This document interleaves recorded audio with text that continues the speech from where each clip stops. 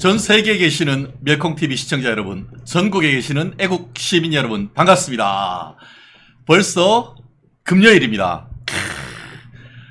뭐 너무너무 더웠는데 처서가 지나면서 또 태풍이 지나면서 한풀 꺾이는 것 같습니다. 어제 좀 저녁에 시원하더라고요. 그러니까요. 네, 네, 네. 아침에 특히 나오는데 공기가 살짝 다른 다르죠. 느낌이 다르죠. 있는 것 같아요.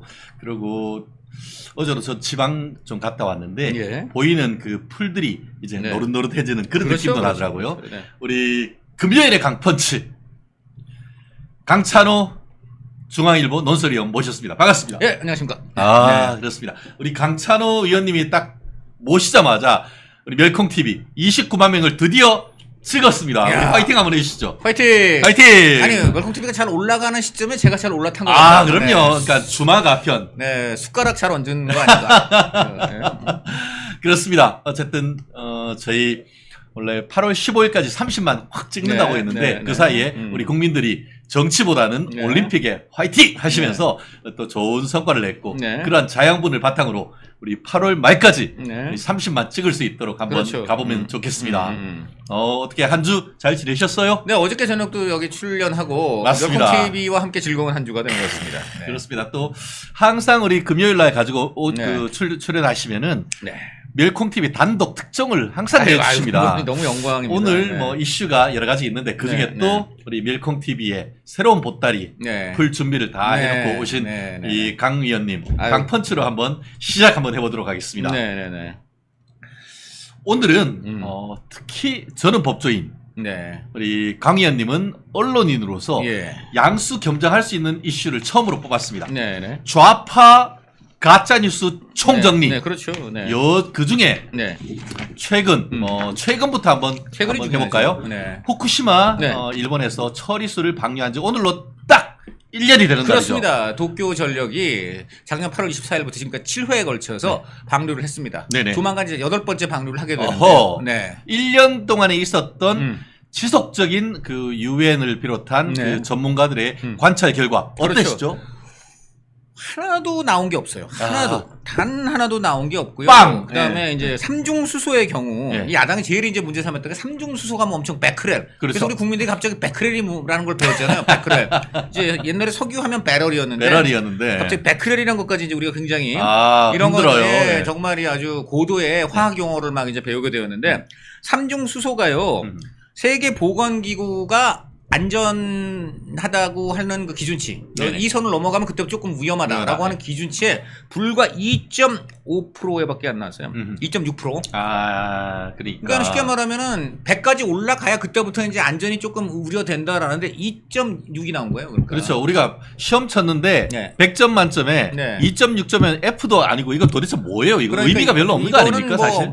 아니 이게 아니라 자연 상태하고 똑같아요. 자연 상태, 그렇죠. 그냥 그거예요. 쉽게 예. 말하면 어떻게 보면 태평양에 이제 잉크를 뿌린다 뭐 이해인데 예. 물론 그 잉크 자체 잉크하고 비교할 수는 없겠습니다만은 포인트는 어쨌든 나름대로 일본이 희석을 했고 그다음에 네. 둘째 우리를 비롯해서 전 세계가 그 일본을 감시하고 있는 거거든요. 그렇죠. 예. 그리고 그런 거 감시하는 대표가 이제 세계 보건기구나 원자력 기구인데 그렇죠. 이 보건기구하고 원자력 기구가 다 안전 기준을 충족했다고 했단 말이에요. 그렇죠. 그러면 저는 야당이니까 당연히 이제 일본이 그런 거 방류하는 거 비판하고 또 정부가 엄중하게 견제하고 감시하라.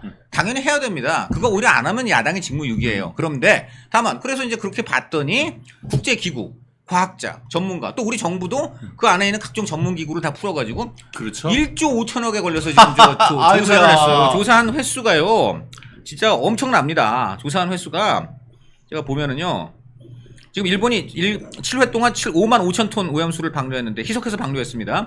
우리 정부가요. 그래서 우리 해역 165곳 또 공해 우리 해역 인근 공해 18곳 무려 4만 9,633건 방사능 검사. 아하. 이렇게 하니까 1조 5천억이 든 건데 안전기준을 벗어난 사례는 전무했습니다. 그러니까 5만 분의 0이었다는 얘기예요. 그 다음에 두 번째 수산물 지금 생선에 방사능 범벅 생선 먹게 된다. 세슘 우럭 기억나시죠? 그렇죠. 근데 그 얘기 하고 나서 그분들 어디 갔습니까? 횟집 갔잖아요. 횟집 가가지고 그때부터 그 얘기하잖아요. 네. 회는 어떻게 먹죠? 그러니까 회는 네. 처먹죠.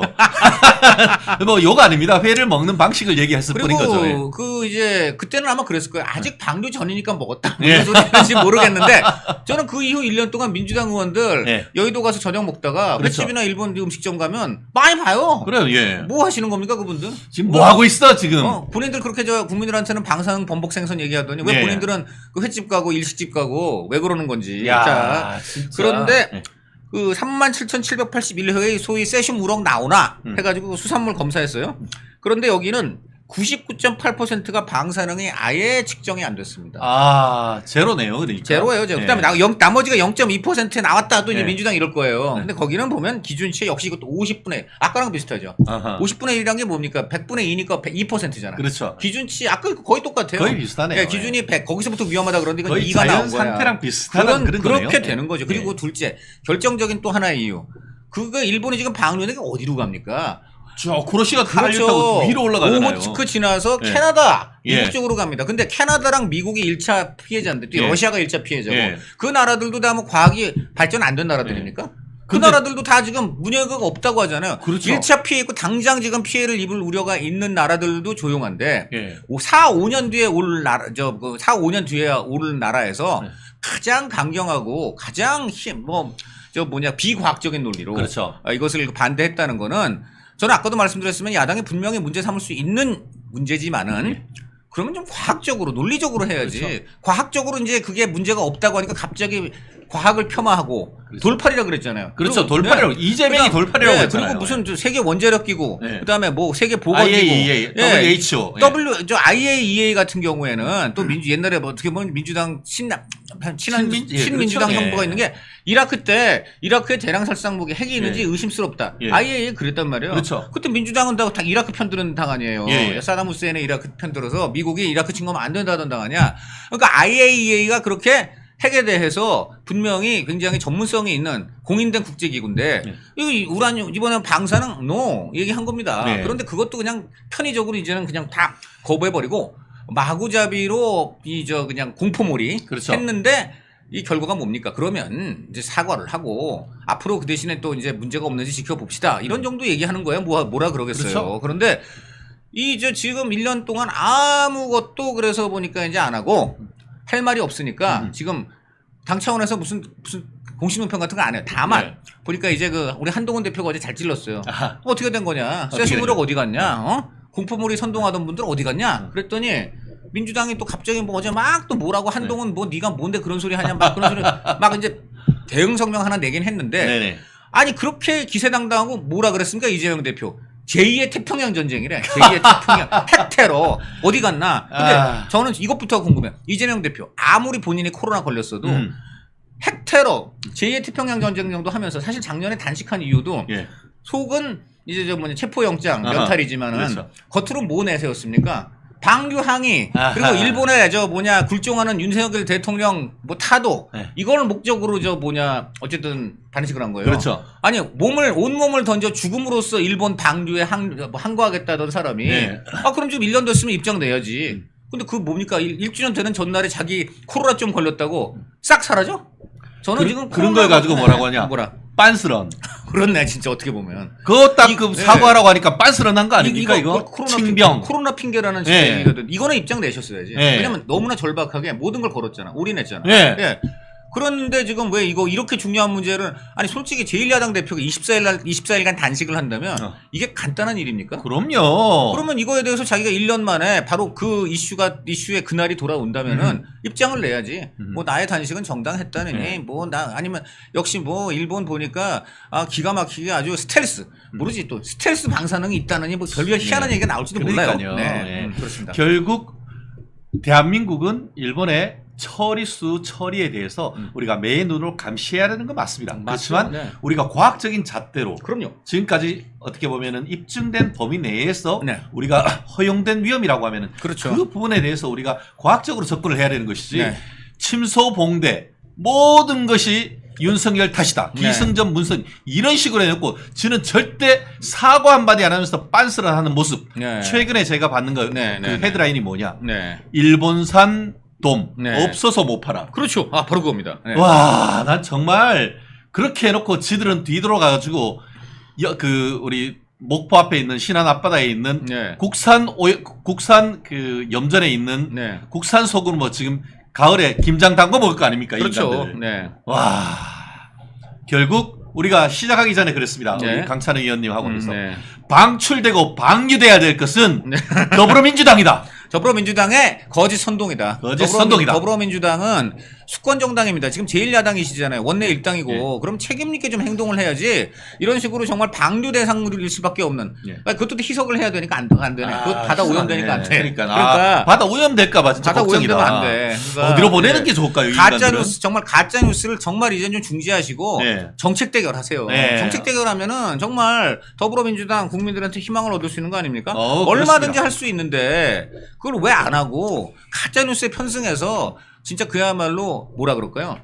표를 횡령하겠다는 거 아니야? 그렇죠. 네, 국민 표를. 슈킹하는 거 아닙니까? 슈킹. 예, 사기쳐가지고 예, 예, 안 돼. 예. 그런 얘기 야, 하면 정말. 정말 안 되고 제가 한 가지만 어저께도 말씀드렸는데 네. 이거는 정말 제가 보면은 이거는 좀 저는 이건 좀 진짜 아니에요. 이게 어저께 이걸 보면요. 제가 이거 하나 보여드릴게요. 이거 그때 자 이 사진 이게 지금 나갈지 모르겠어. 이게 지금 어떻게 될지 모르겠어. 자 이 사진을 보면요. 이거 보세요. 이게 보면 말이죠. 초등학교 2학년 여자 어린이를 이게 핵 오염수 저지 네. 그 움직이지 마시고 이렇게 해서 보여주세요. 네. 이게 이제 언론 기사에 난 사진입니다. 네네. 네, 그런데 핵 오염수 저지 이제 간담회라고 네네. 이재명 대표가 국회 민주당 그 대표실에서 열었어요. 거기 당시에. 그렇습니다. 예. 거기에 세상에 초등학교 2학년 여자애를 옆에 앉혔어요. 걔가 활동가래요. 그리고 걔가 뭐라 그러냐면 내가 제일 싫은 게 일본의 오염수를 방류한 윤석열 대통령의 그 행동이 내가 제일 싫어하는 거예요라고 그 여자애 보고 얘기하게 했어요. 그걸 또 옆에서 저렇게 흐뭇하게 바라보고 있는 이재명 대표의 얼굴. 네네. 솔직히 손을 대고 생각해 보시죠. 그 여자애 그래서 어린애한테 그것까지 주문시켜준 거였어요. 뭘 주문시켰냐? 제가 어리다고 제가 생각이 없는 줄 아세요? 저도 다 알아요. 저 활동가예요. 근데 솔직히 초등학교 2학년 애가 그 오염수가 지금 정말 오염수인지 얼마나 이게 방류가 어떤 과학적으로 어떤 건지 솔직히 알겠습니까? 그러니까요. 아니 이거는 말입니다. 아닌 말로 우리는 경애하는 수영님의 은덕 아래서 세상에 부럼 없이 살고 있어요 하고 북한 철없는 어린애들 그거 세뇌시켜가지고 김정은 수령님 우리 정말 그 안에서 너무너무 행복하고 따뜻해라. 세상에 부럼 없어라. 이거는 이게 어린이에 대한 아동 학대 아닙니까? 이거는 어린이 테러예요. 어린이 테러죠. 이 이게 어린애가 얼마나 예. 나중에 이 깨닫고는 얼마나 와 얘네는 정말 어린이들을 동원해 가지고 이렇게 하죠. 예전 같은 경우에는 좌파 단체가 윤석열 그리고 또 김건희 여사 이렇게 뭐 어떤 관역을 내놓고 거기에 어른들이 활 쏘게 하고 그런 인간들이에요. 그렇죠. 근데 저렇게 특히 어린이를 네. 이 어린이는 정말 영혼을 말살하는 행동입니다. 아니 그 민주당 대변에서 환경 뭐 엄청 떠들어주는 분 많잖아요. 그런 분들 모셔서 해야지. 뭐 관심 끌려 그러는 것 같은데 관심 끄는 것도 정도가 있는 거지. 애를 정말 그런 거를 관종이라고 하는 거 아닙니까? 관종들. 이건 무서운 겁니다. 애들을 해가지고 그렇게 선전선동하는 것 자체가. 그럼요. 요즘 왜 우리가 영화나 어떤 것들을 할 때에 그 14세, 16세, 18세 그렇게 하겠습니까? 네. 아이들 너무 일찍 그런 정치 같은 데에 노출시키면은 아이들이 지나치게 편향되게 하는 거 아닙니까? 그리고 얘는 판단 능력이 아직 솔직히 말해서 그렇죠. 없어요. 이런 애를 이거는 얘 잘못이 전혀 아니고요. 예. 이렇게 정말 테러를 가한 민주당 특히 이제 옆에 흐뭇하게 바라보는 이재명 대표 좀 가슴에 손 얹고 생각해 주시죠. 정말 이재명이 제대로 된 정치인이라고 하면은 아유 애들은 하지 마십시오. 그렇게 해야 되는 거 아닙니까? 당연하죠. 정말 저 댓글 저 기사 봤어요. 다 그 얘기가 제일 많으세요. 예. 우리 경애하는 수령님 밑에서 세상에 부럼 없어라라고 아무것도 모르면서 시키는 대로 할 수밖에 없는 불쌍한 북한 어린이들이 생각난다고. 네. 저는 그런 것을 넘어서 이제 어떤 느낌도 드냐면은 아랍에서 정말 어린이들한테 그렇죠. 네. 폭탄 테러하게 하는 저는 자폭하게 하는 그런 거를 연상시키는 것 같아요. 그건 정말 사람의 얼굴을 쓰고 할 일이 아닙니다. 예. 그렇습니다.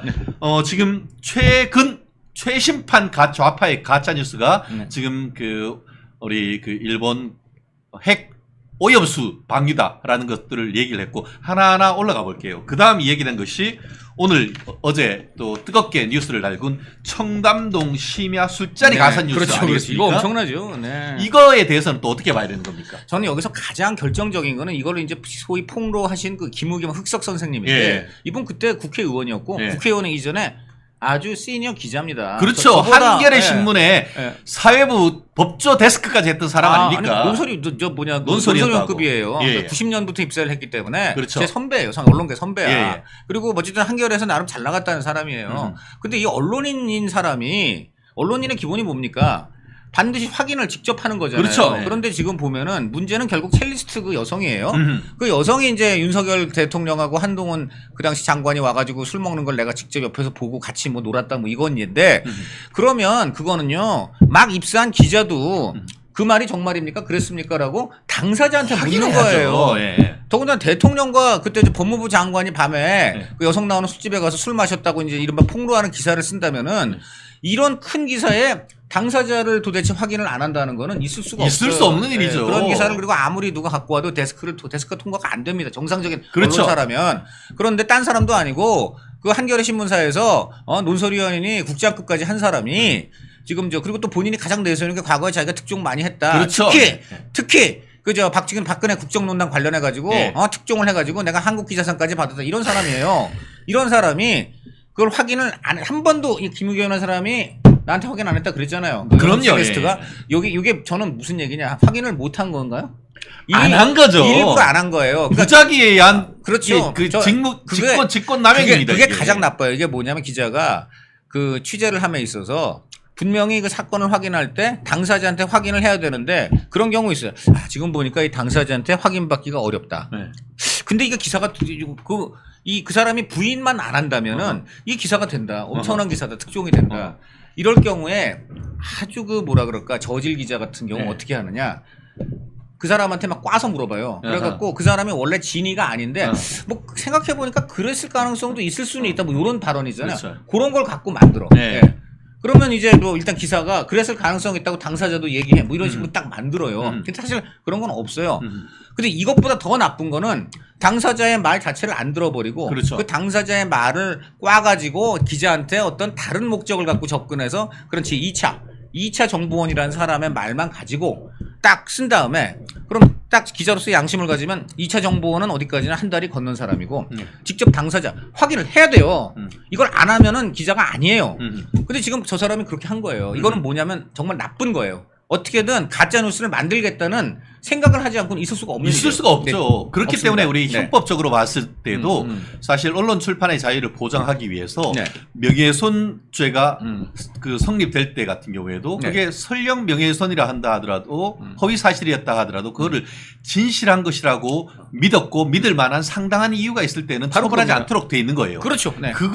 왜 그게 가짜 이게 압수수색 영장을 발부될 수 있는 것은 검찰 경찰밖에 없어요. 언론은 없어.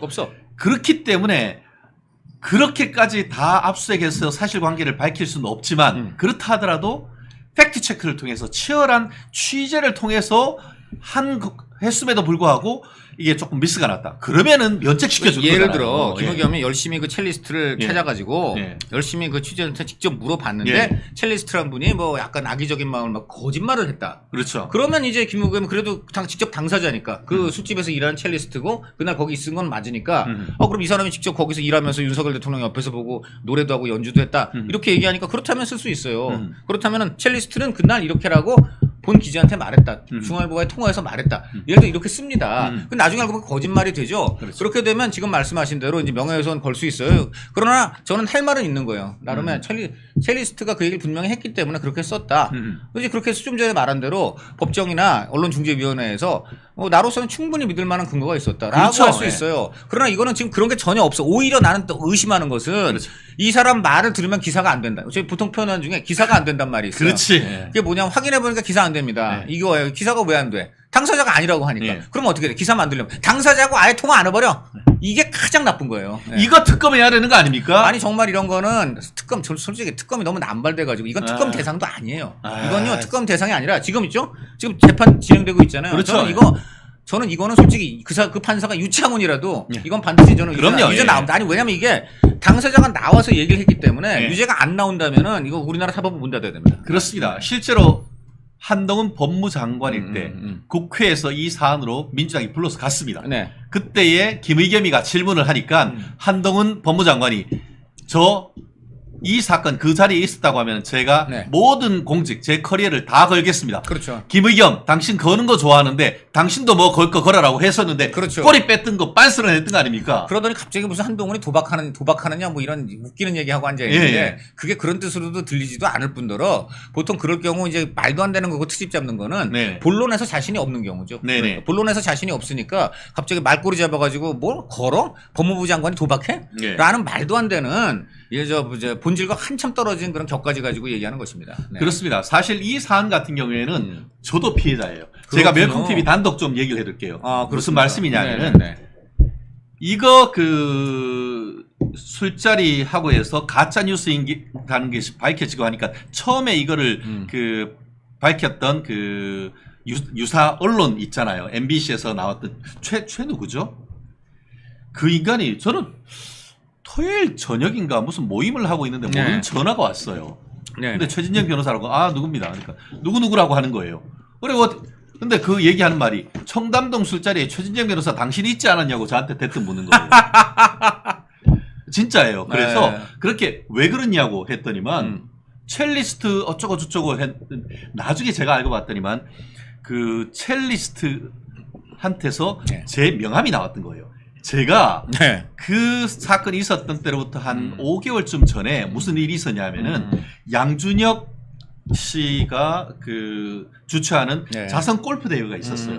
거기 2차 어떤 저녁 자리에서 네. 이분이 와가지고 첼로를 연주를 했나 봐요. 네. 저는 그 자리에 늦어가지고 갔는데 제 테이블에 와서 저한테 그 명함을 줬고 나중에 알고 보니까 저도 제 명함을 드린 적이 있더라고요. 네. 그러니까 결국 이 첼리스트를 찾아갔는데 다른 건 전혀 안 나오고 꽁 대신 닭이라고 최진영이 명함을 든 걸 가지고 그때 있었지 않냐고 저한테 수십 번 저한테 스토킹을 했어요. 네. 제가 진짜 형사 고소하려다가 네. 제가 말았었는데 아직까지 그 기록이 제 휴대폰에 다 나와 있습니다. 이런 진짜 어이없는 네. 인간들이 바로 지금 가짜뉴스 생산자란 원래 말이에요. 저렇게 술집 저기 무슨 가라오케라는 저런 예. 술집 나고 여성 나오는 술집 가서 말썽 일으킨 거는 민주당 사람들은 아니에요. NHK 새천년에 그렇죠. 예. 또 그것도 광주 가가지고 광주 5.18 기념식 바로 전날. 그렇게 광주 우리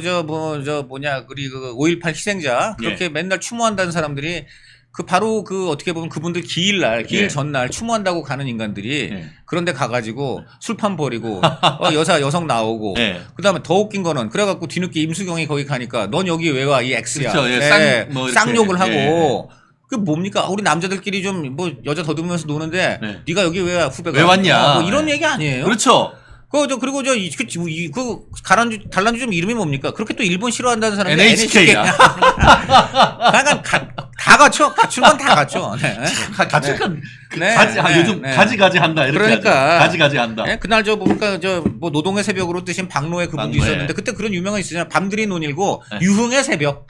유흥의 새벽. 네. 그렇죠. 네. 노동의 새벽이 아닌 네, 유흥의 새벽. 새벽을 하는가. 네. 이런 얘기인데 사실 이 사안과 관련해 가지고는 한동훈 당시 법무부 장관을 곤경에 빠뜨리려고 했던 건데 한 장관은 술 안 먹습니다. 콜라 마십니다. 저도 술 못 먹습니다. 제가 어저께 예. 친한계 의원을 만났어요. 네. 그저께 바로 저녁에 만났는데 그 친한계 의원이요. 네. 저한테 그러더라고요. 그날 저녁에 이제 저희 저는 후쿠시마 오염수 계단 안 먹으니까 네. 그냥 횟집에서 네. 소주 한잔 하는 날이었어요. 어허. 그런데 딱 자기가 그러더라고. 우리 한 대표가 어허. 너무 술을 안 하기 때문에 어허. 우리 그 밑에 모시는 사람들이라도 이렇게 어허. 언론인들이라든가 관계자들하고 좀 스킨십을 하려면은 아하. 우리는 좀 술 좀 마시겠습니다. 지금 대표한테 그런데요. 그래요. 그래갖고는 이제 오늘 저녁에도 언론인들하고 소주 한잔 한다. 그래. 그랬더니 한동훈 대표가 너무 많이 드시지 마세요. 그랬다는 거예요. 그 정도로 본인은 아예 정말 제로 콜라 있고로 제로 알콜. 그렇죠. 네, 제로 예, 알콜이고 노 알콜, 노 알콜, 제로 예. 알콜. 예. 그리고 측근들한테도 가급적 줄여서, 자제하시라. 자제하시라. 그렇습니다. 그게 한동훈 대표의 지금 이제 스탠스이고요. 그렇죠. 그래서 저는 한동훈 대표 이제 체제의 여권에는 이거는 좀 좋을 것 같아요. 음흠. 워낙 그 술 먹고 과거에 특히 여권 사람들 그렇죠. 술 먹고 무슨 설화가 많았잖아요. 그렇죠. 뭐 음주 방송 예, 예. 뭐 이런 거 많았잖아요. 그래서 그런 게 이제 상당히 줄어들지 않을까. 굉장히 저는 그 점에서는 기대를 합니다. 네. 그렇습니다. 어쨌든 그것만 봐도 사실은 그 지난 정권부터 지금에 이르기까지 네. 여성을 상대로 성범죄를 저질러서 깜빵하거나 재선거 보궐선거 네, 네. 있던 것은 거의 100% 가까이 민주당 아닙니까? 아 그럼요.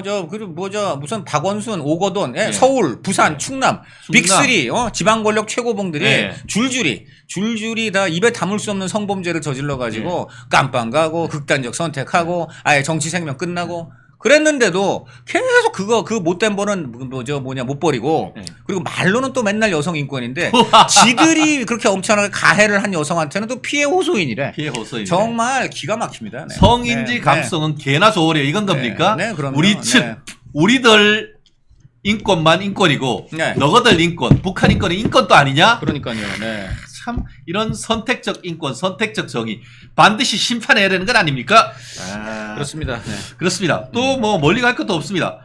드루킹 댓글 대선 댓글 공작과 김경수 그렇죠. 그리고 문재인 네. 이것도 한번 짚고 넘어가야 되는 거 아닙니까? 그렇습니다. 저 댓글 공작을 그렇게 비판하던 사람들이 바로 민주당 아닙니까? 그럼요. 박근혜가 뭐 댓글을 하고 뭐 원세훈이 댓글 조작하고 민주주의를 파괴했다, 국정을 농단했다 핵심이 댓글인데 네. 본인이 그랬잖아요. 본인들이 지금 그것도 아주 악랄하게 그냥 단순히 사람 써서 댓글 이거는 우리는 그런 거 안 해. 그냥 킹크랩. 그냥 완전히 그야말로 뭐라 그럴까요? 그냥 뭐 억 단위 조 단위로 그냥 하여간 댓글 마구잡이로 풀어낼 수 있는 한 방으로 끝낸다. 네. 그렇습니다. 야. 타주에 그리고 무슨 스스로 범죄를 자행하던 산채. 지들이 뭐 임꺽정이야, 그러니까, 로빈훗이야. 네, 그러니까. 그런데 그거를 그나마 그래도 국힘에서 지난 정권 때 유일하게 정말 몸을 던져서 김성태 원내대표인가요? 그렇죠. 네, 열흘간 단식 투쟁하고. 네. 그래서 그래서 결국은 드리킹 특검을 그래서 이끌어냈었죠. 그때 보면 정말 근데 대단한데요. 저 사람들은 저렇게 엄청난 범죄를 저질러서 거기에 대해서 한거에서 단식을 하는데 아하. 참 몹쓸 사람들인 게요. 지금 이재명 대표 단식할 때 이 국민의힘 사람들 가가지고 옆에 감시하고 그러지 않았잖아요. 그렇죠. 근데 저쪽은요. 김성태 원내대표 얘기 들어보니까 맞아요.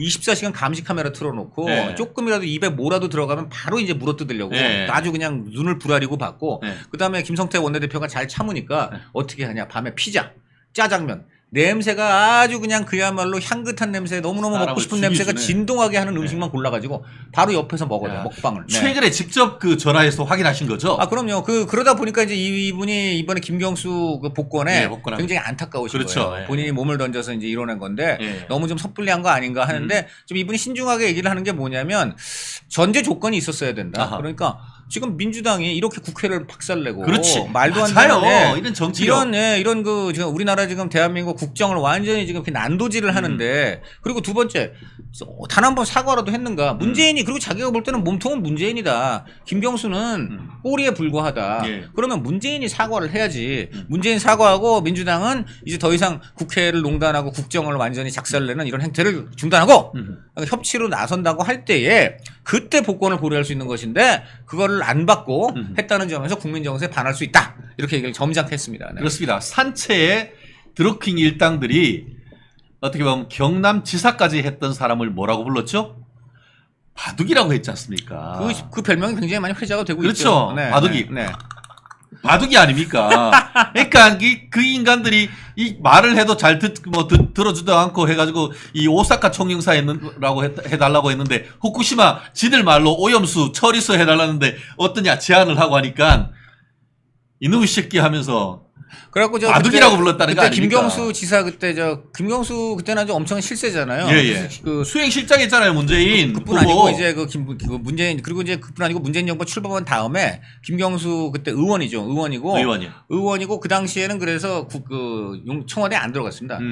국회를 지킨 거예요. 국회에서 이제 측면 지원을 하면서 그런데 김경수 당시 의원이 그런 소문이 많았어요.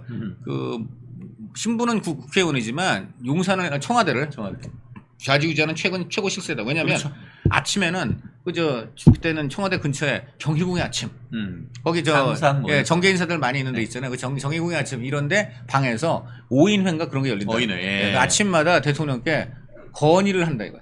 그래서 그 김경수 의원이 낀 핵심 실세 5인 그룹이 아침마다 회의를 하고 오늘 이 사안은 이렇게 하시는 게 좋겠다. 딱 들어가면 그대로 된다. 5인회. 네, 결국 그런 이너서클이 모여가지고 엄청난 그건데 그 정도로 엄청난 실세였거든요. 김경수 의원이.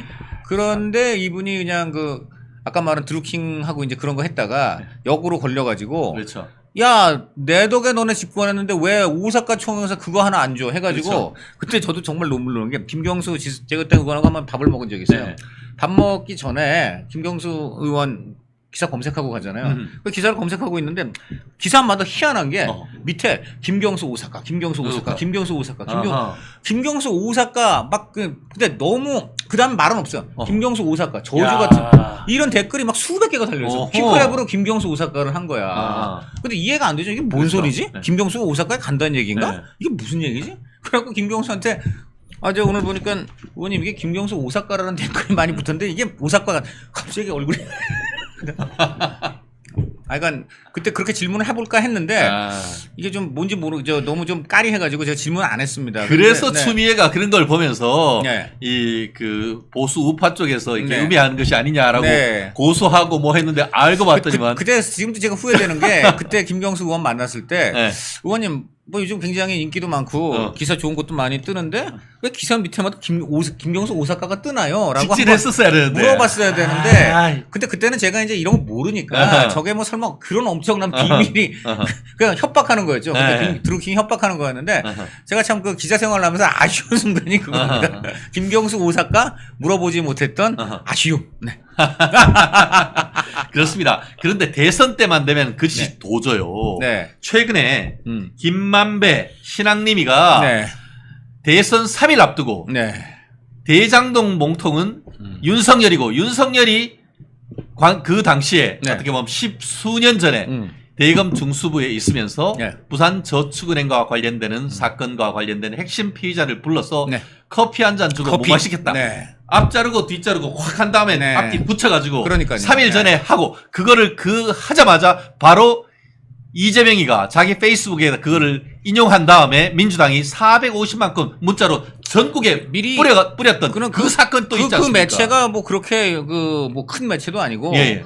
그거를 보도가 되자마자 바로 대선 후보 바빠 죽겠는 사람이 예. 어떻게 그 군소 매체 예. 그 지명도도 없는 매체를 굳이 예. 들어가서 그걸 본단 말입니까? 예. 사전에 알고 있었다고 그렇죠. 충분히 합리적 의심을 하는 거죠. 그렇죠. 그러고 나서 그냥 뜨자마자 바로 받아서 유포하고 당 차원에서 전국에 뿌리고 해가지고 엄청나게 했는데 지금 뭐 딴 거 필요 없습니다. 법원이 어떻게 했습니까? 이 두 사람 둘 다 구속했잖아요. 슈꼬린. 그 다음에 둘째 거기서 신앙님 그 중에 한 사람 예.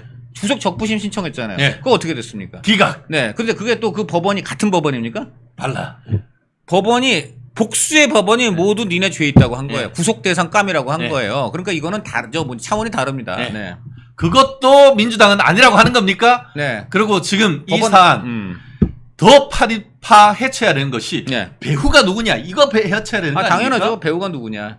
이걸 검찰한테 물어보니까 너무나 심증은 많이 가고 정황도 있는데 네. 오로지 물증이 지금 없다는 것 네. 때문에 지금 이런 거고. 그리고 또 하나는 이제 신앙님 정도 되면은 베테랑 언론인 출신이잖아요. 그렇죠. 그러니까 이제- 민원위원회 회장도 했던 거 아닙니까? 그러니까 이 사람이 이제 그 얘기를 할 때 네.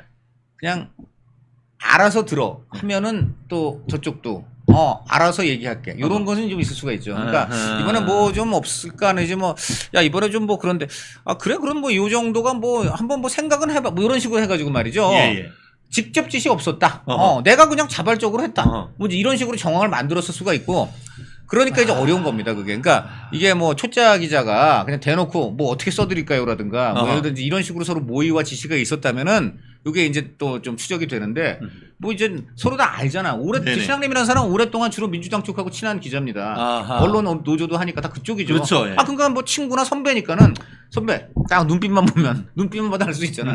눈빛으로 이미 다 교사와 야. 협잡이 이루어질 수가 있고요. 그 경우 이제 어렵죠. 그러니까 그렇죠. 네. 다만 이제 다른 언론에 이렇게 퍼뜨린 것들은 네. 뭐 받아가지고 쓸 수는 있지. 그런데 네. 그걸 다른 것도 아니고 네. 민주당이 대선 캠프에서 조직적으로 그 가짜 뉴스를 진짜인 양 퍼뜨린 거 그거에 대해서 배후를 조사해봐야 하는 것 아닙니까? 뭐 충분히 가능하다고 봅니다. 그래서 그런데도 불구하고 지금 검찰이 지금 이재명 대표가 너무 많이 지금 재판 기소가 돼 있는 상황 아니겠습니까? 그런 상황에서 이게 확실하게 또 물증이 없으면은 예. 이거를 지금 또 기소하기가 부담이 된다. 아마 좀 이런 것들이 있을 것 같고요. 예.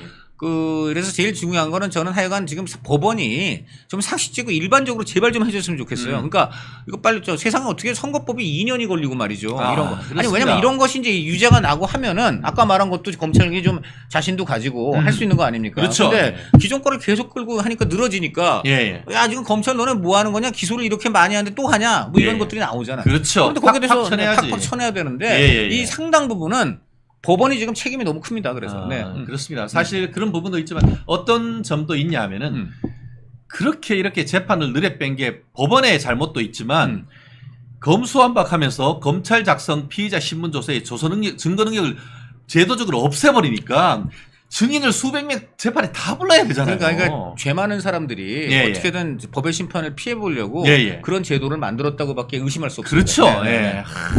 이것 때문에 근데 자기네들 뭐 살겠다고 그러는 건 이해가 되는데 그것 때문에 진짜 악랄한 범죄자들한테 이렇게 신음하는 우리 그 민초들은 어떻게 예. 되는 겁니까? 그 제도 때문에 지금 악랄한 범죄자들이 더 날뛰게 된 거 아닙니까? 맞습니다. 실질적으로 지금 그 추미애 법무부 장관 때에 네. 증권금융 범죄단 없애버리니까 코인 범죄, 네. 주식 범죄 창궐했던 거 아닙니까?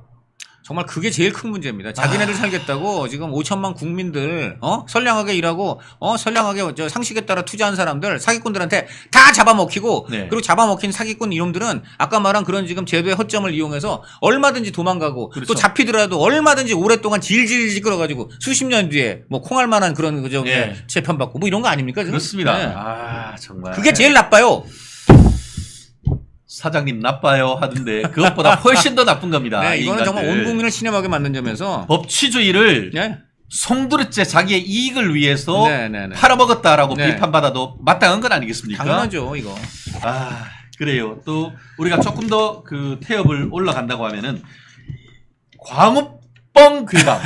이건 뭐 이거 정말 이명박 대통령 초기에 레임덕으로 끌어모았던 네. 이 광우병 괴담도 그 당시 결국 그 엉뚱하게 광우병 있는 것과 인간광우병을 헷갈리게 했던 그 네. MBC 그렇죠. 네. 그 어떤 그 방송 그걸 통해 가지고 있는 걸 보면은 결국 좌파 그 정치인들과 좌파 언론이 짬짬이 했던 이런 부분 아닙니까? 거기에 대해서 지금 민주당이 단 한 번도 사과를 한 적도 없고 예. 또 MBC는 거기에 대해서 뭐 계속적으로 언론 탄압이라는 얘기만 하고 있는데 그럼 소고기는 어디 간 겁니까? 왜 지금 소고기는 그럼 계속 지금 저렇게 잘 팔리고 있는 네. 것이며 지금 왜 온 국민도 먹고 심지어 민주당 사람들도 먹고 있는 겁니까? 예. 이것부터 분들이 해명을 좀 반드시 좀 이건 하고 넘어가죠. 지금 보면은 그 광우병 쇠고기 괴담, 그다음에 사드 전자파 참여 괴담, 그다음에 이번에 방사능 분복 우럭 세슘 먹거리 가지고 장난친 게 벌써 3번이에요. 네?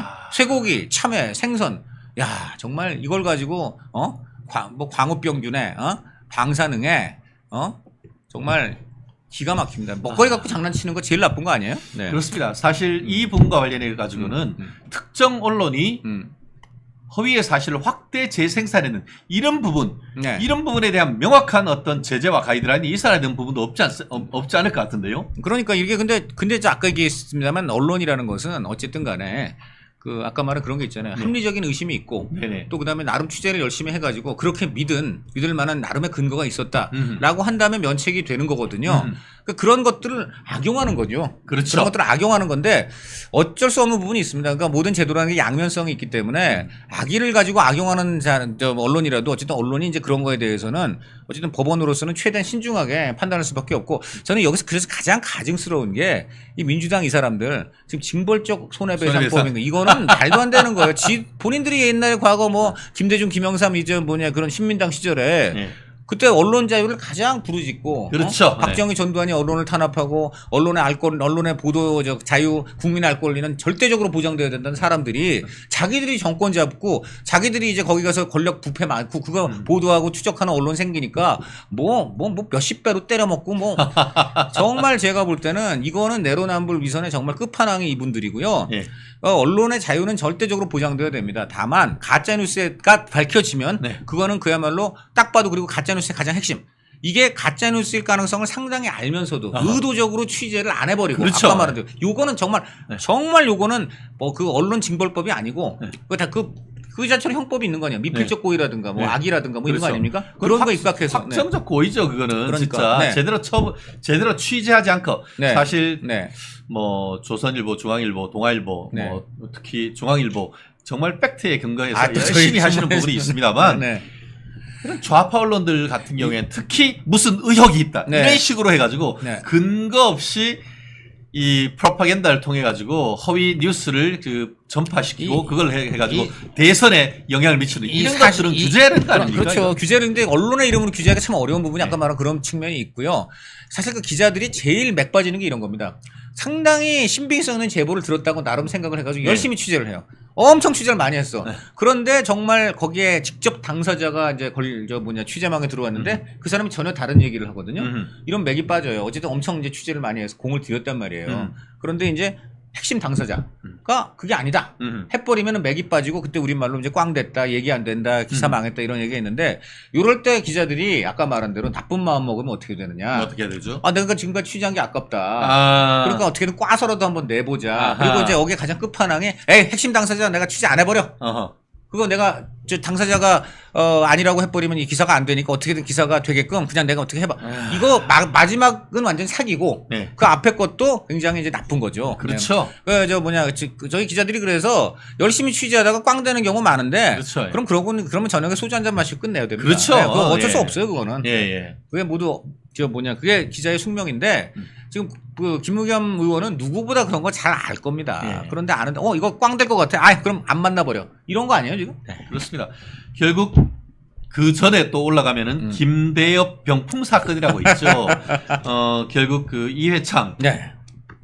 한나라당 총재가 2번에 걸쳐서 정말 아깝게 떨어진 것 아니겠습니까? 저는 이회창 총재가 재수를 다 떨어졌는데 저는 첫 번째 도전에는 그 아들 둘이 동시에 어쨌든 병역을 먼저 받았기 때문에 네. 충분히 대선에서 논란이 될 수 있는 사안이고요. 네. 그런 논란이 일어났다는 것만으로도 그 당시 이제 대선에서 떨어지는 어떤 이유가 된 거는 전 그럴 수 있다고 생각을 네네. 합니다. 왜냐하면 그때까지는 전부 이제 보수에서 집권을 했고, 그렇죠.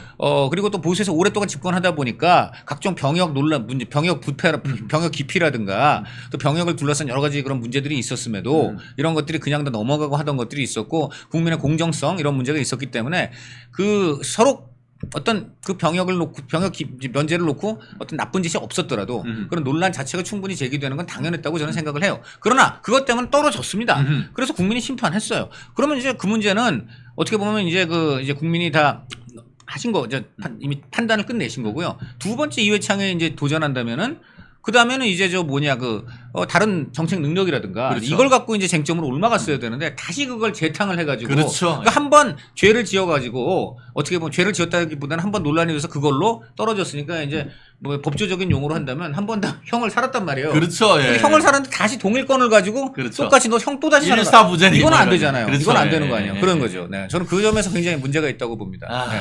그렇습니다. 뭐 우리 지금 중앙일보에 대해서 또 네. 유감이 있으신 분도 계시는 것 같은데 다만 중앙일보와 네. JTBC는 네. 완전히 다른 회사다 이 말씀 좀 드리고 싶습니다. 네. 오늘 지금 민주당에서 오늘 한 가지 좀 눈에 띄는 지금 얘기가 나와서 네네. 제가 지금 보고 있는데 지금 이재명의 복수 열전을 꿈꾸는 초일회?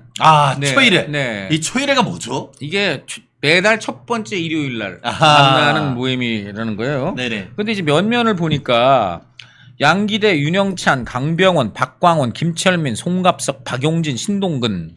이야, 이거 비명 행사 있는 사람들 아닙니까, 이거? 진짜 비명 행사인데요. 네. 요게 참 비명 중에서도 행사한 분들이고 또 행사한 분들 중에서도 상당히 눈에 띄는 분들인데 이분이 어떤 공통점이 뭐냐? 공통점이 뭐죠? 이거 궁금한데. 가결표를 던진 사람. 구속 적부심 했는데. 아니, 체포동의안. 체포동의안. 예. 가결표를 던진 사람입니다. 음. 이게 지금 이 비명 행사 공천을 이제 이재명이 무지무지한 피해 숙청을 했는데 어허. 약간 뜯어보면은 또 이제 결이 좀 몇 가지 결이 보입니다. 어허. 첫 번째. 똑같이 비명이고 이재명이 싫어할고 더군다나 덩치가 큰 이인영. 그다음에 김두관. 어허. 덩치 크잖아요. 그렇죠. 이인영은 특히 이재명 입장에서는 자기보다 운동권 경력이 뭐 지존이죠. 그렇죠. 전대협 회장까지 하고. 그렇죠. 근데 이인영을 살려줬어요. 공천이 됐어. 맞아요. 그다음 김두관도 뭐 대권 주자급인데 김두관도 공천은 했지만 떨어졌죠. 공천은 준 거잖아요. 예. 거기다가 이제 어쨌든 고향에 줬어요. 그렇죠. 그 경남에 줬단 말이야. 그렇죠. 이런 사람들은 어쨌든 간에 비명이 분명한데도 줬어요. 근데 반면에 지금 이 사람들은 다 했습니다. 여기 비밀이 나왔습니다. 뭐냐? 그 왜 그러는 그랬더니 제가 김두관 그저께 인터뷰했습니다. 어허. 김두관이 그러더라고요. 나는 부결표 던졌다. 야. 얘기하더라고요. 정답이 나오네. 네. 그러니까 비명이고 눈에 거슬려도 일단 부결표 던져줘. 내 편 들어줬다 하면 공천 기회 내지 경선 기회는 준 거예요. 줬다. 네. 그렇게 보여지고 그러나 가결표를 던지기 확실시되는 이놈들은 죽어도 안 된다. 어허. 굉장히 무서운 거죠. 이게. 야. 같은 비명도 그래도 부결표 던져줬으면 너는 그래도 나는 기회를 최소한 줄게. 어허. 가결표? 이거는 뭐.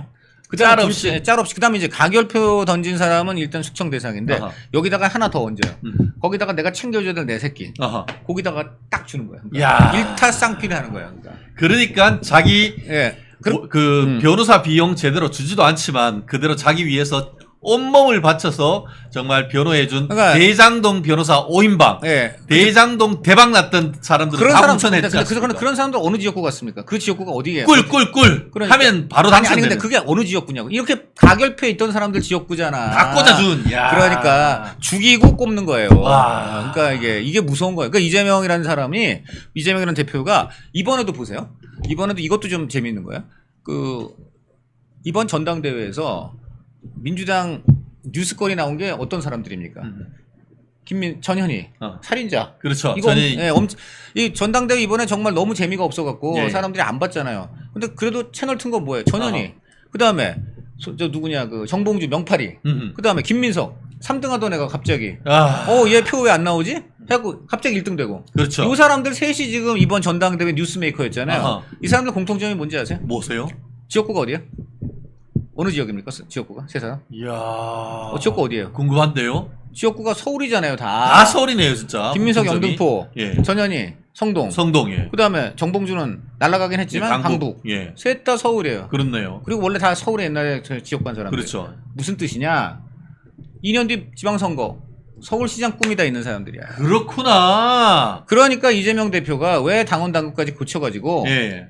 지방선거 공천을 하고 나갈 수 있게 만들었잖아요. 그렇죠. 이게 무서운 거예요. 그러니까 이번에 보면 전당대회에서 자기 당선은 신경 쓸 것도 없어. 그건 당연하잖아. 그러니까 예. 그리고 그러면 이제 뭘 해야 되느냐면 최고위원 경선 갖고 자기 장사해야 되는 거예요. 그렇네. 그거 어떻게 해야 되느냐? 서울시장 공천권을 자기가 갖고 있으니까 그렇네요. 갖고 놀아야 되는 거예요. 아하. 서울시장에 꿈이 있는 사람들을 전현이나 정봉주나 다 있는 인간들. 다 해갖고는 옆에 세워놓고 네. 누가 나 더 친명 하나 경쟁시켜서 그래갖고 하는 거예요. 충성 경쟁을. 그리고 충성 경쟁 유도하니까 어떻게 되는 겁니까? 지방선거 공천할 때까지는 이 당이 최고위원들 대표 말고 제일 힘센 사람들조차도 전부 대표만 쳐다보게 만든 거야. 무시무시한 거예요 이번에. 야. 그런데 처음에 어떻게 됐습니까? 정봉주가 잘 나갔잖아. 정봉주가 잘 나갔으니까 이재명이 부담이 된 거예요. 왜냐면 정봉주는 자기 팬덤도 있고 또 자기한테 가끔씩은 들이받을 수도 있잖아. 그런데도 불구하고 처음에는 어쩔 수가 없어. 왜? 정봉주가 누구 라인입니까? 네. 이해찬 라인. 이해찬 라인. 예. 김민석하고 정봉주가 다 이해찬 라인이야. 순서는 김민석이 더 앞섭니다. 아하. 김민석이 지금 이해찬 라인의 아주 그냥 핵심이 돼버렸어. 그리고 정봉주는 약간 곁다리지만 역시 이해찬 라인이야. 그러니까 쉽게 건드리지 못해. 아하. 팬덤도 있고. 그런데 지금 이재명 대표가 무엇을 했냐면은 어쨌든 정봉주 잘 나가고 김민석이 떨어지니까 순위를 바꾸겠다. 아하. 그래서 어떻게 했습니까? 대놓고 이 사람 왜 이렇게 표가 안 납니까 여러분? 지차에 태워가지고 아무나 그러니까. 지차에 태웁니까? 그건 말도 안 되는 거죠. 네. 꽃마차 태운 거지. 네. 꽃마차 태워주니까 개딸이 바로 신호들 알아듣고 그렇죠. 바로 일이 만들어줬잖아요. 예, 4등이 1등이 되버렸죠. 그러면 그 순간 누가 가장 화가 납니까? 제일 깔따구 네. 이 정봉주 아니겠어요? 너무 열받죠. 네. 나는 자력으로 지금 내가 1, 2등 다투는데 어떻게 이재명 대표가 나보다 훨씬 떨어진 김민석 꽃마차 태워가지고 이건 마라톤으로 보면 말이죠. 갑자기 심판이 저 뒤에서 헐떡이고만 쫓아오는 선수를 차에 태워가지고 그러니까. 쭉 해서 결승점까지. 그렇죠. 그러면 1등 뛰던 사람이 얼마나 억울합니까? 다른 사람은 열심히 뛰어가는데 야타 해가지고 차 태우고 그냥 가버린 차 거잖아요. 태우고 결승점에 그냥 바로. 네. 1등이 제일 뿔따고 날 거 아니에요. 네. 그러니까 너무너무 화가 나니까 명파리가 막 준동을 한다 이렇게 한 거예요. 네. 그러니까 요거를 딱 잡아챘다고 봐야 돼요. 개딸하고 친명들이. 옳거니 요거는 이해찬도 못 말려. 그렇잖아. 이해찬이 아무리 정봉주 밀어주고 싶어도 네. 명파리까지 나오니까 이해찬한테 할 말이 있잖아. 아하. 죄송합니다. 더 이상 안 되겠습니다. 그래서 바로 정봉주 죽여라가 된 거예요. 그러니까 이것도 무서운 거야. 김민석 띄우면서 정봉주 죽여버리고 그다음에 전현희가 딱 간파한 거지. 네. 야 이거 확실하게 친명 인증받아야 되겠다. 6등이었는데. 그러니까 여기서 친명 인증 방법은 윤석열 대통령에게 이루 말할 수 없는 쌍욕을 하면은 친명이 되는 거잖아요. 그러니까는 살인자가 나온 거예요. 살인자 나오자마자 오케이 인증 네. 2등 올라. 인증. 이게 무슨 얘기야? 지금 진용 짜인 거야. 김민석, 전현희 둘 서울시장 지금 후보 1, 2순위 네. 이렇게 된 겁니다. 그럼 이 사람들은 공천 받을 때까지 충성 또 충성이 나오고요. 이제 뭐 살인자뿐이겠습니까?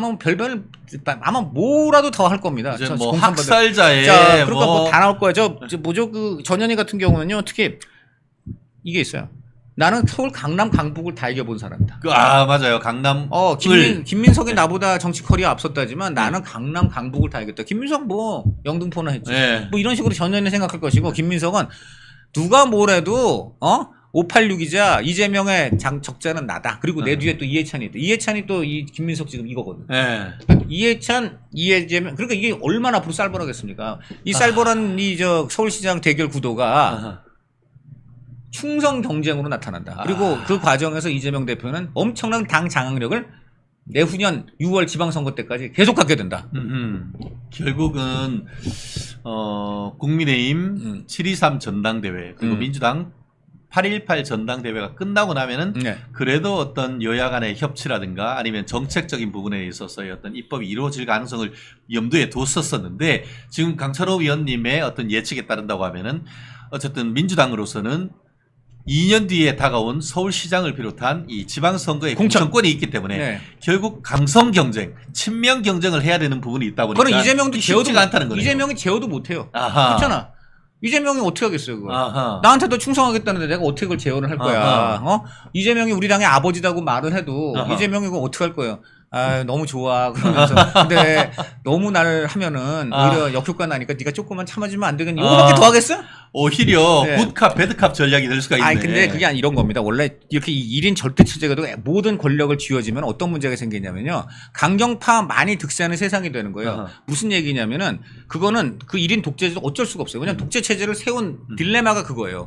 독재체제라는 것 자체가 아까 이견을 허용하지 않는 거기 때문에 그 밑에 애들이 충성 경쟁만을 할 수밖에 없고 어떤 경우에도 충신 뭔가 이거는 아니되옵니다 하는 사람은 더 강경한 애들한테 밀려날 수밖에 없죠. 그렇게 만약에 거기서 충신을 중용해주면 독재체제가 흔들리기 때문에 독재의 본질은 간신을 계속 중용할 수밖에 없는 게 독재의 본질인 겁니다. 과도가 점점 과도가 그러니까 북한이 왜 망해가냐면 북한에 이 어떤 사안이 생기면은 김정은이 중요한 게 아니에요. 내가 어떻게든 이 체제에서 살아남기 위해서 누가 더 김정은한테 충성되는 발언을 하냐 갖고 서로 경쟁하기 때문에. 근데 그걸 만약 김정은이 야, 넌 내가 보니까 간신이야.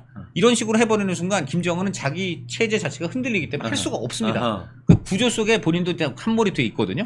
요게 지금 여기도 이렇게 간다는 얘기예요. 그러니까 권력 속성의 메커니즘이 작동하고 있다. 그러니까는 이재명이 아버지라는 말을 하는 이재명도 거기까지는 원치 않았을 거예요. 근데 그 말이 나올 수밖에 없고요.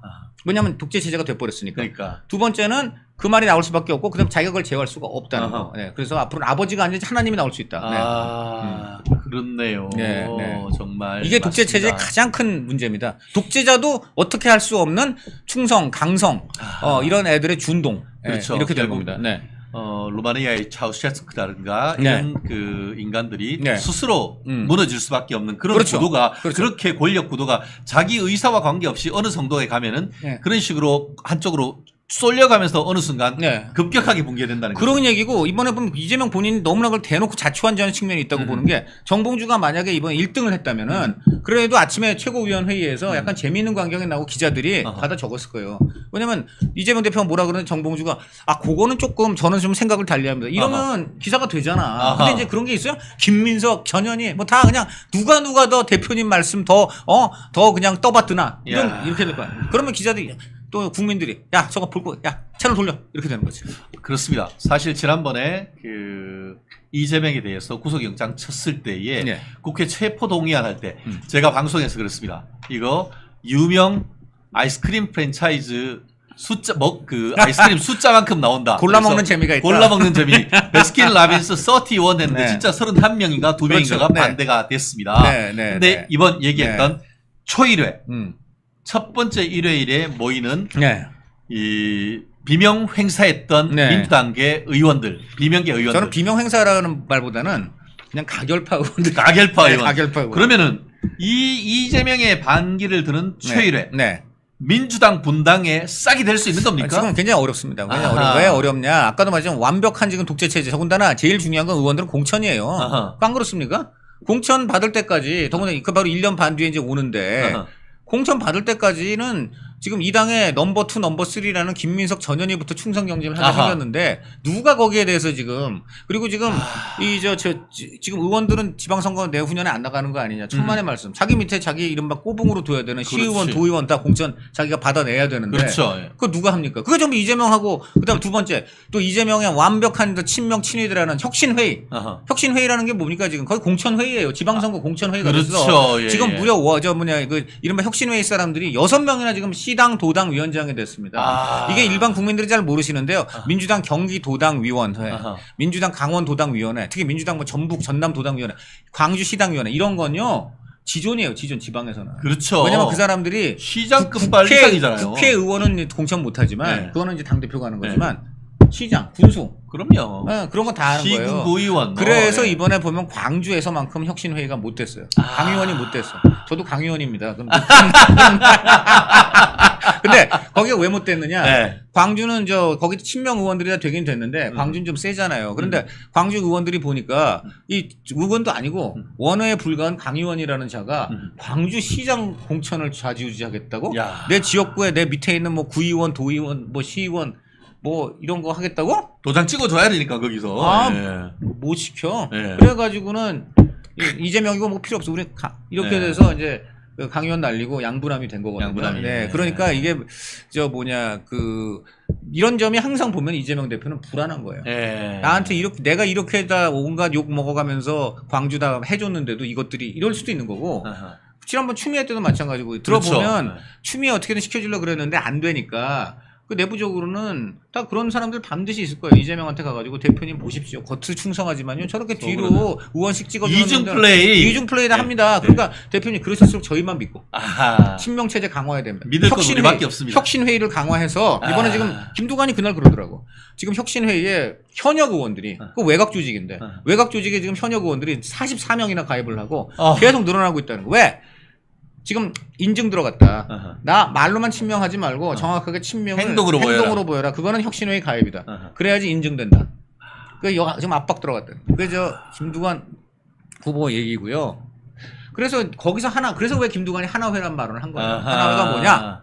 전두환이 같은 육사, 예. 같은 군인도 못 믿었잖아. 그렇죠. 오로지 하나회 들어와서 내 꼬붕인 거를 확실하게 인증받아라. 그것만 믿겠다. 그래서 그 얘기를 한 거예요. 그래서 육사 출신 학교 동문도 못 믿고 하나회만 믿겠다는 거고 뭐가 다르냐. 네. 이런 얘기입니다. 그리고 또 하나 어저께도 말씀드렸는데 이재명 대표가 사실 어저께 양산 가서 문재인 만나려고 했잖아요. 근데 그거 취소됐잖아. 코로나 때문에. 그렇죠. 출입 기자들이 야 코로나 참 이재명 입장에서는 잘 걸렸다고 생각할 거다. 왜? 문재인 만나기 참 싫었을 것이다. 왜냐면 문재인 만나면 문재인이 싫은 소리만 할 건데 그중에 대표적인 소리로 예상되는 게 혁신회의 욕. 혁신회의. 이 대표 혁신회의 좀 너무 나가시는 거 아닙니까? 이럴 수가 있었다는 거지. 왜냐면 그 직전에 박찬대 원내대표가 미리 사전 예방을 했거든요. 그러면서 이제 조만간 이재명 대표님 오실 겁니다. 그래서 뭐 이런저런 얘기하는데 문재인이 그랬던 얘기가 있어요. 박 원내대표 수고 많이 하는데 내 한마디 하겠는데 혁신회의 이거 너무 나가는 거 아닙니까? 쉽게 말해 너무 많이 먹는 거 아닙니까? 우리 애들 죽는데 좀 먹더라도 좀 20, 30%는 좀 우리 뭐 이런 약간 너무 나간다. 뭐 그렇게 노골적으로 얘기하지는 않았겠지만 하여간 너무 나간다. 요 말에 다 함축된 거 아니에요. 그럼 이재명 어제 갔으면 그 얘기 안 나왔겠어요? 그게 지금 핵심 비즈니스인데? 네. 그렇습니다. 네. 참 이게 과도화되고 네. 독재화되는 것 같은데 그 밑에서는 네. 만만찮은 움직임이 반발이 있다라는 그런 얘기네요. 문제는 근데 아까도 얘기했지만 공천권이 너무 무지막지한 것이기 때문에 이 이재명 친정 체제가 무너지기는 굉장히 어렵고요. 두 번째 이 가결파의 특징이 뭐냐면 특이한 게 이분들 겉으로는 뭉치는데 뒤로는 만약에 딴 사람은 모르는데 너는 내가 해줄게 하면 바로 저쪽에 붙는 사람들이에요. 그러니까 비명 행사가 아니고 이번에 비명 자연사였습니다. 제가 볼 때. 왜냐하면 진짜 또 똘똘 뭉쳐서 어떤 유혹에도 넘어가지 않고 그렇지. 팀 플레이 했으면 달랐을 거예요. 그렇죠. 그런데 겉으로는 이재명 비판하고 뒤로 밤에는 이재명 만나가지고 아하. 저는 시켜주세요. 충성을 하겠습니다. 이런 사람들이 많았다는 거예요. 네. 그래서 이번에 이재명이 맘 놓고 각계격파 갈라치기 하고 뭐 몇 명은 주는 척하고 대부분은 죽이고 아하. 근데 가만히 보니까 가결파는 다 죽였어. 아하. 그런 결국 팀킬이 그래서 되버렸네요. 팀킬. 하여간 이 거대 권력에 맞서려면 개인적인 손해를 무릅쓰고 끝까지 팀 플레이를 해야 됩니다. 그런데 이 비명들 특징, 친문들 특징이 앞으로는 팀, 뒤로는 개인이었습니다. 개인. 네. 단일 대우가 되지 못한 정치 그렇죠. 세력의 네. 말로를 보는 그렇죠. 거예요. 바로 그겁니다. 그럼 왜 그러냐? 그럼 문재인이라는 사람 캐릭터도 그래요. 그 사람부터 그렇잖아요. 그 사람부터가 뭐 노무현 정도로 아싸라게 안 하잖아. 맨날 보면 그냥 뭐 갈라치기 그렇게 좋아하는데 겉으로는 자기는 갈라치기 안 하는 척해. 막 이상한 말 두루뭉술이. 예, 그리고 알아서 밑에 애들이 해주고 뭐 이런 걸로 갔잖아요. 그러니까 보스가 그러니까 밑에 저는 따르는 사람도 그런 수준에 불과했다. 이렇게 봅니다. 그렇습니다. 벌써 10시 4분을 지나고 있는데요. 네, 네. 마지막으로 꼭 네. 짚어야 될 것들이 있어서 네. 또 나름대로 우리 자유우파에게 좋은 그 뉴스인 것 같은데 이승만 건국 대통령 기념관 네. 용산에 짓는다고요? 네, 그렇습니다. 이 오세훈 시장이 또 보니까 굉장히 거기 적극적인 거 어허. 해서 저는 굉장히 아주 이거 좋은 것 같고 그 이승만 대통령 뭐 과도 있지만은 건국과 그 다음에 이제 그 우리나라의 정말 중요한 그 안보의 축인 한미동맹 그렇죠. 그리고 또 우리 가장 중요한 경제 사회적인 해법이었던 토지개혁 토지개혁. 이 두 가지는 정말 누구도 부인할 수 없는 거대한 업적이고 그렇습니다. 이것을 보통 가르쳐서 이것이 건국이라고 봅니다. 저는 꼭 1948년 8월 15일이 건국절이다 아니다 이런 논쟁을 피해 떠나서 네네. 이승만 대통령이 12년 통치하면서 이룩했던 업적들 아까 말한 대로 토지개혁 그리고 한미동맹 완성 이 두 가지가 결국 건국이라고 봐요. 그러니까 그렇죠. 그게 꼭 1948년 8월 15일 그 자체가 건국이 아니고요. 건국이라는 게 뭐 말로 건국입니까? 그렇죠. 업적과 행동이죠. 네네. 근데 이승만 대통령은 적어도 이 두 개의 거대한 업적을 남겼기 때문에 그 업적을 통해서 건국이 이루어졌고 그래서 건국 대통령이라고 하는 거지 무슨 뭐 지금 김구와 이승만의 헤게모니 다툼 뭐 이승만이 뭐 저 대통령 된 직후에 뭐 그 친일 부역자들 그 뭐 깜빵 안 넣고 풀어줬다 뭐 이런 식의 그 어떤 허접한 논란 이거를 좀 벗어나야 된다 저는 그렇게 봅니다. 그렇습니다. 참 어쨌든 오세훈 시장께서도 결단을 해서 처음에는 그 지금 송현동 공원을 이렇게 유력한 후보지로 왜냐하면 바로 옆에 그 경복궁도 있고 또 청와대도 있고 하기 때문에 네, 그랬었는데 또 불교계의 반발도 있고 네. 모든 것을 고려해서 네. 용산으로 했는데 용산이 아시다시피 또 주한미군이 있다가 나간 것이고 또 국권 회복 이런 아주 유서 깊고 역사 깊은 것이기 때문에 그리고 나름대로 무엇보다 의미가 지금, 깊은 거 아닙니까? 무엇보다 지금 바로 그리고 거기에 지금 저 대통령실이 가 있지 않습니까? 그러니까요. 그게 굉장히 중요합니다. 네네 상징적인 그러니까 의미가 이승만 크죠. 대통령의 어떤 그 건국 대통령을 기념하는 자리와 네. 또 현직 대통령이 일하는 자리가 같은 지역에 있다는 거는 이승만 대통령의 건국 정신이 그렇죠. 현직 대통령에게 계속 그 전해진다는 거죠. 그래서 현직 대통령이 그러한 그 나라 안보를 정말 위해서 한미동맹 만들고 우리나라 경제와 사회의 발전과 통합을 위해서 토지 개혁을 한 이승만 대통령의 그런 정신 그것을 지금도 항상 되새기면서 그렇죠. 거기에 필적할 수 있는 나라를 위한 좋은 업적을 이루어 나가는 그러한 어떤 그 선순환의 구조가 그렇죠. 되는 것이죠. 실제 지금 계속 지금 강 의원님 말씀하시고 계시고 한동훈 그 장관도 예전에 그 비대위원 취임할 때 그 네. 얘기를 했습니다. 사실 6.25 네. 왜 김일성이가 치고 내려왔습니까? 네. 저쪽 그 소련 가가지고 형님한테 우리 갑니대이 하니까 너 왜? 우리가 내려가면은 한국에 있는 농민들 전부 다 쌍이네, 그냥. 들고 일어나가지고 우리하고 손잡고 만세하고 하면은 순식간에 끝납니다. 그랬는데 웬걸? 네. 안 그랬잖아요. 그렇죠. 그 이유가 농지개혁. 지킬 땅을 줬던 거 아닙니까? 그것도 불과 바로 1950년 6월에 그러니까. 그때부터 정식적으로 분배가 되기 시작하고 예. 정말 그 신이 내린 타이밍이었다. 네. 야. 더군다나 진짜. 그것을 누가 했습니까? 우리 누구냐 그 나중에는 뭐 사회주의인지 공산주의인지 뭐 그런 논란까지 있었던 굉장한 진보주의자 조봉암을 농림부 장관으로 임명했어요. 그러니까요. 이게 얼마나 아무나 할 수 있는 게 아니에요. 이게 얼마나 끝내주는 통합이요, 협치요, 자요 합작입니까? 네. 네, 이것을 이승만 대통령이 한 점에서 지금 허접하게 그냥 뭐 그걸 가지고 뭐 친일을 방조했다느니 뭐 독재를 물론 독재한 거는 저는 그 이기붕 부통령의 당선을 위해서 3.15 부정선거한 거는 그건 분명히 이승만 대통령 잘못이라고 저는 분명히 전제하는 사람입니다. 그러나 그 07 과삼이라는 말도 있고 그리고 무엇보다 나라를 세우고 근간을 만든 점은 절대 부인할 수 없다. 그것을 그리고 부인하고 그것을 자꾸만 폄하하는 그런 부분만큼은 반드시 저 앞으로 이승만 기념관 등 이런 사업을 통해서 우리 국민들이 제대로 알아야 된다고 저는 생각을 합니다. 네. 그렇습니다. 진짜 그 우리가 미국의 링컨 대통령, 노예 해방을 한 링컨 대통령을 위대한 대통령이라고 한 게 노예 해방뿐만 아니고 자기의 정적이던 에스턴 스태턴 그 대통령 후보로 같이 했던 그 정적을 그렇죠. 네. 대통령 한 다음에 국방부 장관으로 시켰던 그런 그렇죠. 통합의 네. 정신을 굉장히 그렇습니다. 높게 네. 하지 않습니까? 그렇습니다. 근데 네. 그걸 태평양까지 건널 필요가 없어요. 그게 바로 지금 말씀하신 것처럼 이승만 대통령께서 조봉암 이게 농림부 장관. 우리나라 그때는 농사국가였잖아요. 그럼요, 그러니까 농사의 모든 정책을 자기의 정적한테 맡겼다. 어마어마한 거 아닙니까 이게? 그리고 그렇죠. 그리고 더 무시무시한 게요. 그 당시는 지금 좋은 말씀하시는데 우리나라가 농업국가였고 농업이 주되다 보니까 나라의 경제 핵심이 어디에 있었냐면 호남에 있었어요. 예. 그래서 김성수라든가 이런 그렇죠. 사람들 전북. 그래서 그 동학 밀란 동학우리 운동도 전북 고부에서 일어났잖아요. 전라도가 최고 곡창지대였고 네네. 전라도가 최고의 우리나라의 경제 핵심이었습니다. 그 전라도 지주들을 어떻게 보면 나쁘게 말하면 항복을 받아낸 거고 좋게 말하면 잘 설득을 해가지고 다 딱 내놓게 만든 거예요. 이게 엄청난 거예요. 기득권자들의 저항을 좋게 말하면 나쁘게 말하면 분수이지만 좋게 말해서 잘 설득해서 그 사람들이 새시대 개혁의 동참을 만든 겁니다. 이게 그렇죠. 엄청난 거예요. 그렇죠. 예. 통합을 이끌어냈던 통합을 이끌어낸 거예요. 예. 예를 들어 김성수 같은 분이 그때 엄청난 대지주고 동아일보 예. 사장도 했잖아요.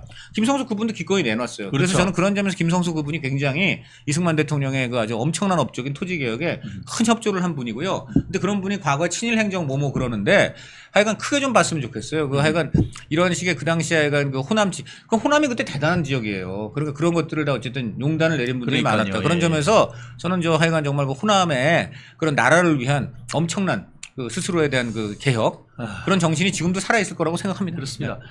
이렇게 중요한 건국 대통령임에도 불구하고 기념관 자체의 추진을 민주당은 반대하고 있습니다. 정말 국민을 통합한다라고 한다고 하면은 정말 이렇게 반대를 위한 반대만 할 것이 아니고 공과 과를 나누어서 또 공정한 또 이승만 대통령에 대한 업적을 기리는 그런 어떤 추모 어떤 행사가 있어야 되지 않은가 그렇죠. 하는 생각입니다. 네. 그래요. 저희가 얘기를 하다 보니까 또 한 시간이 후딱 가버렸습니다. 그렇습니다. 네. 또 오늘 그 사이에 새로 오신 분들 참 많으시고 마냥님 마냥 좋으십니다. 어떤 말씀을 하셔도 또 좋은 또 우리 슈퍼챗도 쏴주시고 너무 감사하고요. 네. 건국 대통령 이승만 정말 177만이나 봤다라고 하는 것 같은데요. 정말 대한민국에서 그런 영화를 통해서 우리 건국 과정에서 있었던 일들을 새로 돌아보게 되고 우리 자유우파의 뿌리가 무엇인지 알 수 있게 돼서 그렇죠. 너무너무 그 귀한 시간이 아니었나 싶은데요. 금요일 오늘 좌파의 가짜뉴스 퍼레이드 총정리 어떻게 한번 일목요연하게 정리되신 것 같습니까? 우리가 이런 식으로 어떤 매번 있었던 그날의 이슈도 항상 다루겠습니다만 이런 식으로 해서 하나의 이슈를 쫙 정리함으로써 이 사안의 핵심을 짚어낼 수 있는 그리고 미래를 예측할 수 있는 그런 시간도 앞으로 계속 갖도록 하겠습니다. 한 주 잘 지내오셨죠? 이제 금요일입니다. 금요일 편안히 쉬시면서 또 새로 재충전하고 이번 가을을 준비하신다고 하면은 또 우리 멸콩TV 우리 시청자 여러분께서는 그 어떤 분들보다 스마트한 대한민국 국민 세계인으로 거듭나지 않을까 싶습니다. 오늘 한 10시 12분 지나고 있는데 늦은 시간까지 함께 해주셔서 너무 감사합니다. 우리 강 의원님 짧게 한 말씀 인사해 주시죠. 보니까 많이 회자가 되는 얘기가 그 민주당 혁신회의에 지금 강 의원이 있다고. 저는 그 강 의원이 절대 아닙니다. 네. 지금 보면은 좀 굉장히 중요한 말씀하셨는데 이승만 기념관 굉장히 의미가 크다고 보고요. 하나만 제가 덧붙이면 이승만이라는 사람이 대통령이 왜 좌파 쪽에서 자꾸만 폄하를 많이 하냐면 그 3.15 부정선거나 독재 이런 측면도 있지만 사실은 이 나라 건국의 이 나라의 정통성을 부인할 때 많이 쓰는 거예요. 그러니까 이 한반도 국가의 정통성은 오히려 북한에 있다. 맞아요. 그 친일파를 완전히 청산하고 뭐 보천보 전투니 뭐니 한 김일성한테 이 나라의 이 한반도 국가의 정통성이 있다라는 이 논리 때문에 그 김일성에 맞서서 서울과 그 남한 지역에서 정부를 수립하고 나라를 만든 이승만을 아주 그냥 필요 이상으로 폄하하는 거 그런 부분이 있은 건데요. 제가 볼 때는 요 세력들이 많이 이제 소멸하고 있습니다. 네. 그렇기 때문에 지금 이 이승만 기념관이 옛날과는 달리 여론의 호응을 받는 부분이 있는 거예요. 그렇죠. 이게 굉장히 중요한 부분이다 말씀드립니다. 네, 이상입니다. 감사합니다. 역사 전쟁 네. 반드시 지금도 이어지고 있습니다. 우리가 네. 역사 전쟁에 이기려고 하면은 스마트한 시민 의식이 필요합니다. 예. 스마트한 시민 의식의 근본 멸콩 TV가 만들어드리겠습니다. 지금까지 최진영 강찬의 멸콩 라이브였습니다. 고맙습니다. 감사합니다. 면역력이 왜 중요한지 말 안 해도 다들 아시죠? 저는 몇 년째 환신을 꾸준히 먹고 있는데 면역력만큼은 걱정 안 합니다. 요즘 같은 시대 튼튼한 면역력에 건강까지 쑥쑥 지금부터라도 환신 꼭 챙겨 드세요. 드셔본 분들만 그 진가를 느낄 수 있다니까요. 이제 면역력은 환신에 맡기고 건강하고 즐거운 인생 누리자고요. 요즘 부쩍 면역력이 걱정이세요? 면역력을 팍팍 튼튼하게 챙기고 싶으세요? 부담 없이 전화해서 지금 바로 상담 받아보세요.